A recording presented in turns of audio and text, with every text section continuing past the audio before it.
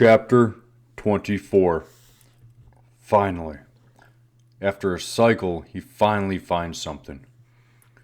Most claim the Library of Croane houses the most knowledge, past and present, in the modern age, at least when concerning this realm.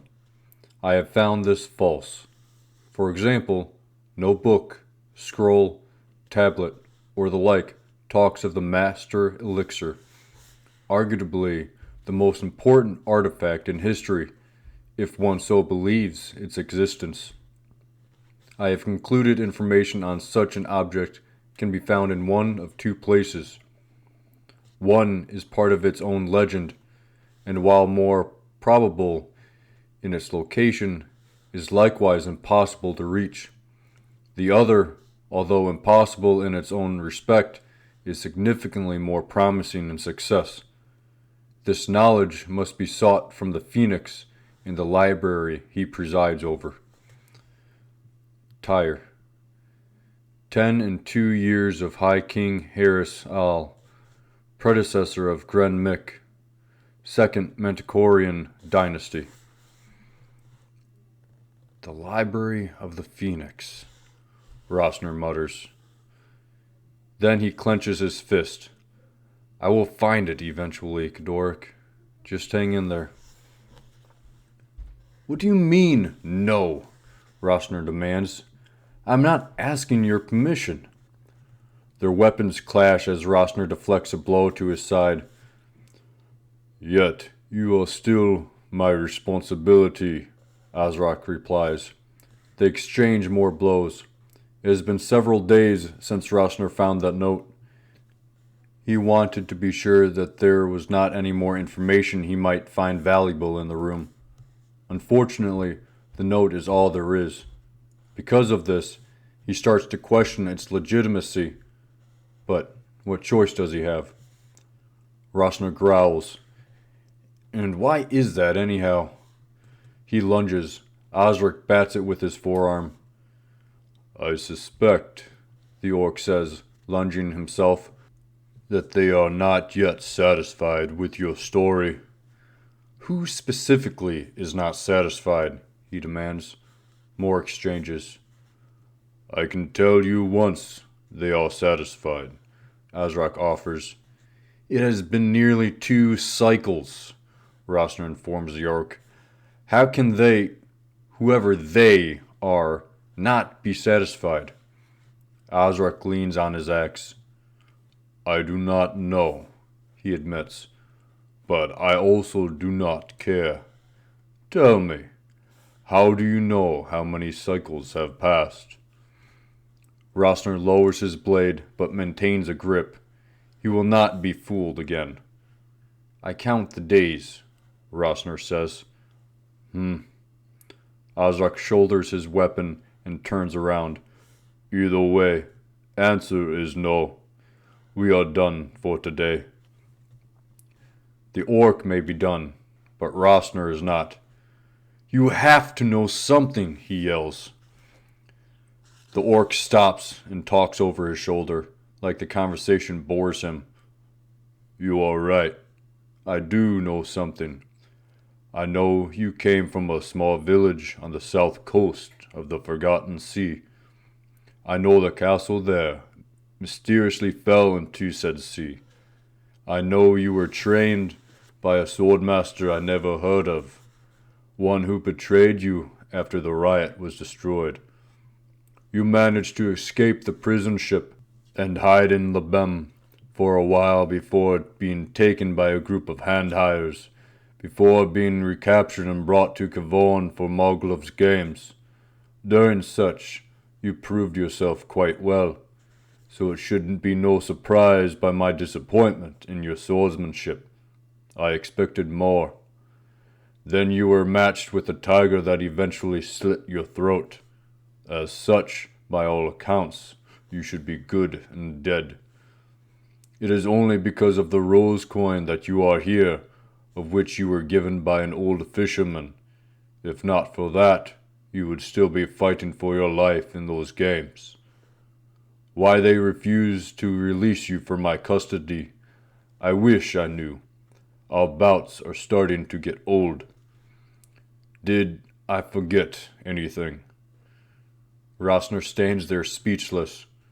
Apart from a few details, it is a solid summary of his life. It makes him feel small. Ozark takes his silence as a no and leaves without another word. After washing instead of the library, Rosner finds himself back at the tavern where he first met Cyane and Canu. When he arrives, he finds the dwarf sitting alone at one of the back tables. Rosner walks up to him. The middle-aged dwarf eyes him with surprise, then waves him to take a seat. "Did not think we would talk again," Canu shares as Rosner settles down. "Yuan said the same thing when I saw him at the library." Canu grunts. Then he takes a sip of ale. An older barmaid passes. Rosner catches her attention to request one as well. When she leaves, Rosner turns back to Canu and asks, "What?" "Canu only visits the library when something troubles him," Canu says. "It would explain why I've only sparsely seen him." "Interesting. Do you know what could be troubling him?" Rosner asks. The dwarf takes another sip. "If I knew," he says, "I would not have been surprised when you said he was visiting the library. You know," Canu continues, "some people do not think your story lines up." Rosner raises an eyebrow. What is he getting at? "Who?" "Remember the elf that brought you here? She thinks there is darkness about you." The barmaid returns with Rosner's drink, but he ignores it. "What do you mean, darkness?" Rosner asks.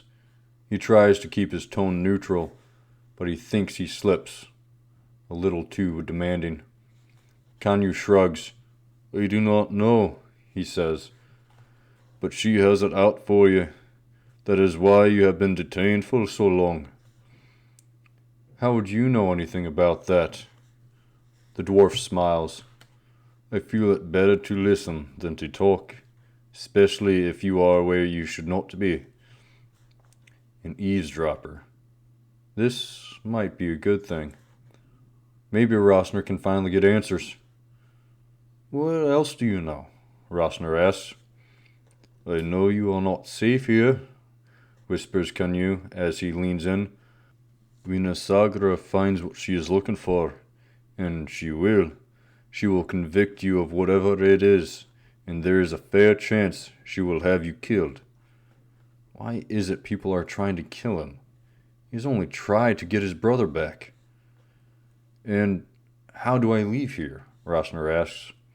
Canu leans back and takes another sip. "You do not." Rosner stares at him. He's getting tired of this conversation.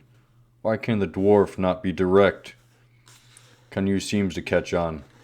He sighs, then explains, "Listen, no one enters or leaves without approval. It is how this place can run without anyone knowing. The only one that gets continuous approval are the supply wagons, which go through a sweep before leaving or entering. Getting caught gives grounds for interrogation and being locked up. Nothing Rosner has not dealt with, though Canu does leave something unspoken. Possible death. If he dies, he will not be able to help Godoric. But if he stays, it sounds like he could risk death anyways, based on some elf's theory of him being odd." "And does anyone else get approval?" Rosner asks. "Depends on what you plan to do." "Does it?" "It does if you want my information." Rosner growls. Information for information. Canu nods, pleased with himself. Eventually, Rosner gives in. "I want to visit the Library of the Phoenix," Rosner discloses. Canu chokes on his ale. "Now," Rosner persists, "how do I get out of here?" The dwarf shakes his head. "That place is harder to get in than this one," he croaks. He coughs, then continues with, And this one does not even exist. When Rosner does not flinch, the dwarf gets curious. What do you hope to find? He inquires. Rosner debates with himself. Can he trust the dwarf? He and the others left him to Azrak, but that was self-preservation. That cannot be looked at as either good or bad. Besides, he has given Rosner some information he believes is accurate. Then again, information for information. He has not been told how to leave, and would it really benefit him to tell Kunyu what he hopes to find? Perhaps he already knows, since Rosner mentioned searching for it before. In the end, he says, information on the Master Elixir. You know the way there is dangerous, Kunyu tells him. Yes. You understand the Phoenix is not easily persuaded. So I have heard. Then I know someone who can permit us to leave. Rosner stares at Kunyu. Us. Kunyu points a stubby finger at Rosner. If there is a chance of getting out of this place, the dwarf says, I'm taking it. Rosner at this point sees very little to gain from arguing. Fine. Who do we need to talk to? Kunyu stands up. First, we need to find Soyena Huon. Seriously? The dwarf glares at him. If you are going, I am going. And if I am going, they be going. So we all be going. You are not the only one itching to leave. The four of them stand before a man with pale skin and jet black hair, greased back with a matching beard, trimmed to complement his sharp features, which suggest his heritage lies in the east mainland of Croane. So, half-breed. His physique is more human than elf, as defined by the dark blue fitted suit. He stands from his desk and stares, browsing the bookshelf behind him. Something about him is familiar. What do you mean, of course? Huon asks, suspicious. The man continues to browse, moving to the next shelf over. Is the answer what you want, or is it not? In the past, we would go back and forth to no avail, Cyan says. Now, after one request, you say yes? He removes a book from the shelf and turns around. Do you find this a problem? I sense a kitsch, Tyrian, Kunyu says evenly. Tyrian smiles as if he has been found out. He slides a letter from the pages of the book he slid from the shelf, saying, I have written another request to the Phoenix, asking to see his private collection. You shall deliver it to him. He hands it to Huon, and the orc pockets it. Persistent, are we? What else? Kunyu repeats. My assistant will go with you to monitor your whereabouts, he explains. Monitor our whereabouts? Cyan asks incredulously. What are we, children? The half-breed sits down and sets folded hands on the desk. She will ensure you return after you are finished, Tyrian explains. Before anyone utters another word, a side door opens to reveal a young woman, a hair over thin. She walks into the room with a certain authority. Do not worry, she states. You will barely know I am there. Kunyu rounds on Tyrian, pointing an accusing finger at him. You already had this planned out. That is why you agreed so readily. You knew we were coming. You listened to our conversation in the tavern. Tyrian waves his hands to the side. Guilty as charged, I suppose. What are we trying to get out of this? Cyan demands. A book, Tyrian answers. There's something more to it, Huon comments. Rosner tries his best to follow this conversation, but he has no clue what is going on. And he is afraid if he speaks up, it will only make things worse. Where does he know this guy from? Tyrene offers a sly smile. Acute observation, Huon, but you know that will not work. Nor do I have the information you seek, Huon, the assistant chimes in. Then it hits him. You were the one in my cell back in Cavorn. It is out before he realizes it. Everyone looks at him strangely. In an attempt at redemption, Rosner repeats himself, slower. I remember you. We talked 2 cycles ago before I got here. I was given this necklace. The half-elf nods. I would be surprised if you did not remember me, Rosner. What I told you about the talisman still reigns true. You must continue to wear it, for the sake of those traveling with you. At this, the other's eyes widen a hair. Kisra, Tyrene says, turning to his assistant. Please make sure that they return in one piece. She will only get in the way, Crenu persists, quickly forgetting about the comment before.